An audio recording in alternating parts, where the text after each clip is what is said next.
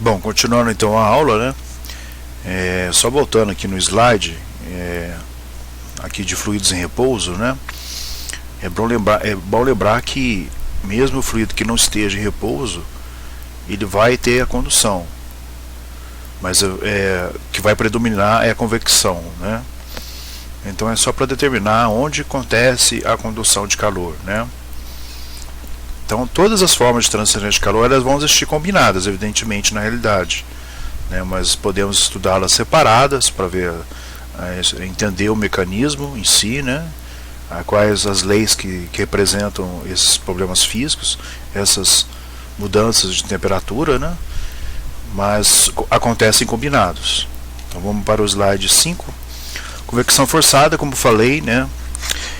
Ao contrário da convecção natural, que acontece espontaneamente devido à diferença de temperaturas, onde ocorre a mudança da massa específica, né, e o peso do fluido, então o fluido fica mais leve, né, então ele tende a subir, o fluido que se resfria tende a descer, isso na convecção natural. Na forçada, então eu vou ter aqui, por exemplo, um agente externo, por exemplo aqui um ventilador, que vai fazer com que resfrie essa parede, né, de placa plana que está a uma temperatura maior que a temperatura ambiente. Então TH a temperatura da parede, T infinito a temperatura não perturbada distante da parede. E aqui o perfil de velocidades, onde ele tem de ser zero próximo da parede, né, a condição de não slip, né, ou de não escorregamento do fluido.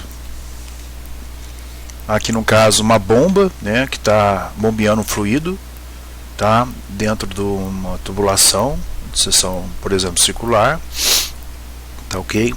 E aqui o perfil de velocidades depois que ele se desenvolve, né, e o perfil de temperatura como fica depois que se desenvolve termicamente. Convecção natural. Na convecção natural, o movimento do fluido realizado devido ao empuxo, variação da massa específica, como falei, né? Então acontece a variação do peso. Convecção natural, por exemplo, numa parede, eu tenho uma parede aquecida, né? Então essa parede vai perder calor para o meio ambiente. Ela está numa temperatura TW, né, W de wall, de parede em inglês, e T infinito, temperatura não perturbada. Então observe a diferença dos perfis de temperatura e o perfil de velocidade. E um exemplo clássico é a água fervendo na panela, né, onde ocorre o efeito da convecção, né, a recirculação do fluido dentro da panela devido ao aquecimento desse fluido.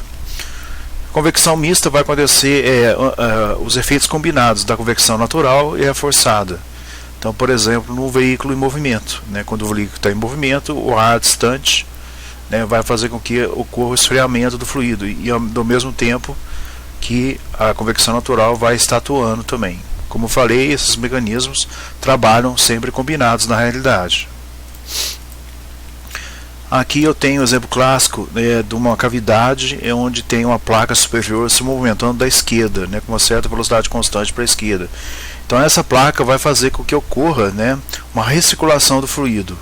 Tá? Essas setinhas aqui são o contrário, né? Então o fluido que está aqui próximo a essa placa tende a ir para a esquerda, não para a direita.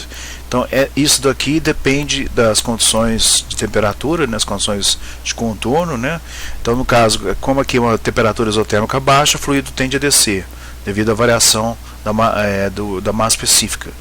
E aqui eu tenho uma temperatura isotérmica alta, o fluido tende a subir. Então a convecção ocorre por meio de mecanismo macroscópico. A radiação é outro mecanismo de transferência de calor. É uma forma de energia que se transfere por meio de ondas eletromagnéticas e por partículas chamadas fótons, né? Então, por exemplo, a radiação solar, né, que atravessa todo o universo até chegar na Terra, e a radiação emitida, né? Aqui eu tenho uma parede a 50 graus Celsius, uma a 20. Então ambas emitem a radiação. E a taxa líquida vai ser a diferença de ambas, né? Então a parede que está a 50 emite radiação e a que está de 20 também emite uma radiação. A radiação térmica é um mecanismo microscópico. A radiação é a única forma de energia térmica que se transfere no vácuo.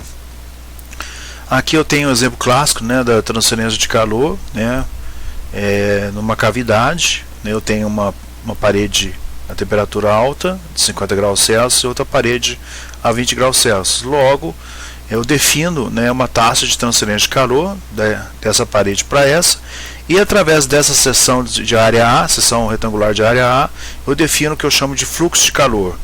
né, que é a taxa de transferência de calor dividido pela área.